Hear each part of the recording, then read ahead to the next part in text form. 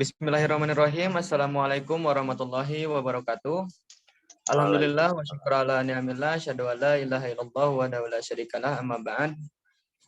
Pertama-tama mari kita panjatkan puja-puji syukur kita kepada Allah Subhanahu wa taala dan tak lupa salawat serta salam kepada baginda Muhammad sallallahu alaihi wasallam.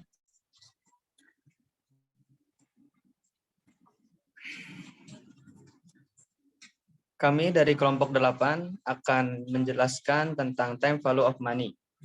Sebelumnya saya akan memperkenalkan rekan-rekan saya. Yang pertama adalah Firman Firdaus, yang kedua Muhammad Rizky, yang ketiga Teh Intan Permatasari, dan yang terakhir Teh Gina Maulin.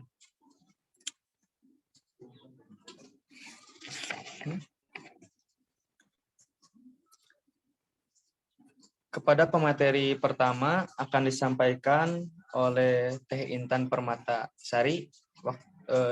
Kepadanya dipersilahkan.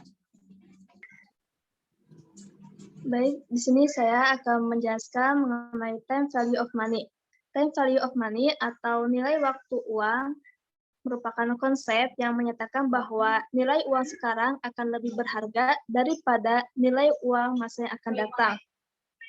Misalnya, pada tahun 2021 ini, untuk membeli 1 kilogram telur mungkin hanya sekitar 8.000. Namun sekarang 1 kilo telur sudah berada di kisaran harga 20.000. Ini artinya nominal uang di masa ini memiliki nilai yang berbeda dengan nominal yang masa di saat ini. Begitupun selanjutnya, uang yang kita miliki sekarang akan memiliki nilai lebih tinggi jika dibandingkan dengan nilai uang di masa mendatang. Adapun berkurangnya nilai uang di masa depan terjadi karena adanya faktor inflasi atau kenaikan biaya dan berkurangnya nilai sebuah uang. Memberi pandangan tentang nilai barang itu sendiri. Ada 3 alasan yang membuat nilai barang di waktu mendatang akan berkurang. Yang pertama, keuntungan di masa mendatang diragukan karena ketidakpastian peristiwa serta kehidupan manusia yang akan datang, sedangkan keuntungan saat ini sudah sangat jelas dan pasti. Kemudian yang kedua, kepuasan terhadap kehendak atau keinginan di masa kini lebih bernilai bagi manusia jika dibandingkan dengan kepuasan pada waktu yang akan datang. Kemudian yang ketiga, barang di waktu sekarang lebih berguna dan dibutuhkan dibandingkan dengan barang pada waktu mendatang. Next, slide selanjutnya. Ada 5 metode dalam nilai waktu uang. Yang pertama ada future value, yang kedua ada present value, yang ketiga ada anuitas, yang keempat ada future value anuitas, dan yang kelima ada present value anuitas. Selanjutnya serahkan kepada moderator. Terima kasih kepada Saudari Intan Permatasari atas penyampaian materinya.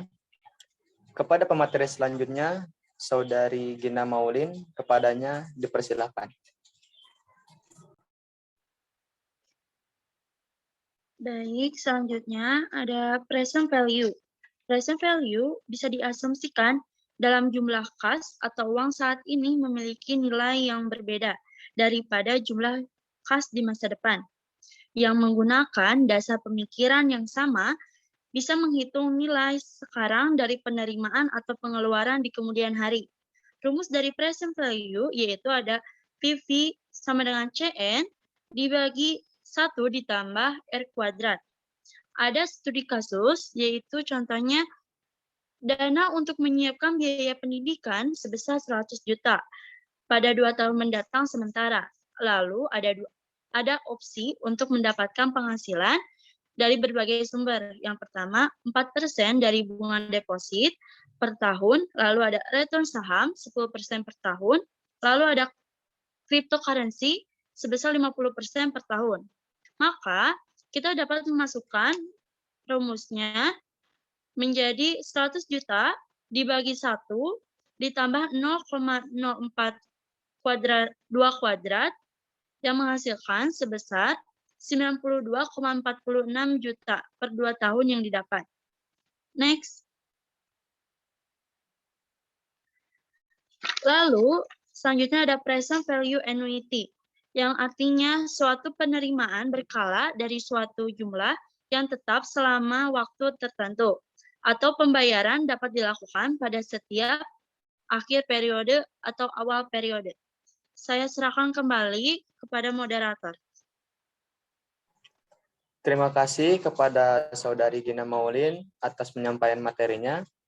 Kepada pemateri selanjutnya, Saudara Muhammad Rizky, kepadanya dipersilahkan. Selanjutnya ada present value. Anuitas didefinisikan sebagai suatu penerimaan berkata dari suatu jumlah yang tetap selama waktu tertentu. Pembayaran dapat dilakukan pada setiap akhir periode atau awal periode. Next. Internal rate of return merupakan tingkat bunga yang menyamakan PV kas masuk dengan PV kas keluar. Untuk membayar sejumlah uang tertentu pada saat ini sama dengan CO atau membayar secara angsuran dalam jumlah yang sama setiap periodenya. Membayar sebesar C setiap tahun selama N tahun. Contohnya, misalkan kita bisa membayar tunai suatu mesin dengan harga 299 juta atau mengangsur setiap tahun sebesar 100 juta. Mulai tahun 1 sampai dengan tahun kelima, kalau kita ingin mengetahui berapa tingkat bunga yang kita tanggung per tahunnya, maka kita bisa merumuskan persoalan tersebut.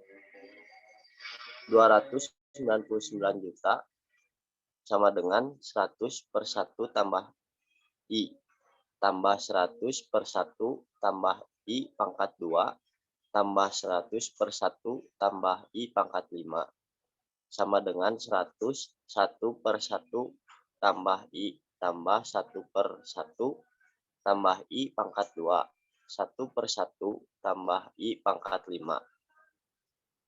Oke, saya kembalikan kepada moderator. Terima kasih kepada Saudara Muhammad Rizky atas penyampaian materinya. Kepada pemateri selanjutnya, Saudara Firman Firdaus, kepadanya dipersilahkan. Baik, terima kasih. Lanjut, net present worth atau NPP. NPP adalah merupakan selisih antara benefit atau penerima dengan cost atau pengeluaran yang telah di-present value-kan. Hal ini mengatakan bahwa proyek akan dipilih apabila NPP lebih besar dari 0, jika suatu proyek menempati NPM lebih kecil dari 0, maka tidak akan dipilih atau tidak layak dijalankan. Next. Lanjut, gross benefit cost ratio, perbandingan atau rasio dari jumlah benefit kotor dengan biaya kotor yang telah di present value-kan. Ini memberikan pedoman bahwa proyek akan dipilih apabila gross B per C rasio lebih besar dari 1, suatu proyek mempunyai gross B per C rasio lebih kecil dari 1, maka tidak akan dipilih. Mungkin dari saya sekian, dikembalikan ke moderator. Terima kasih kepada Saudara Firman Firdaus atas penyampaian materinya.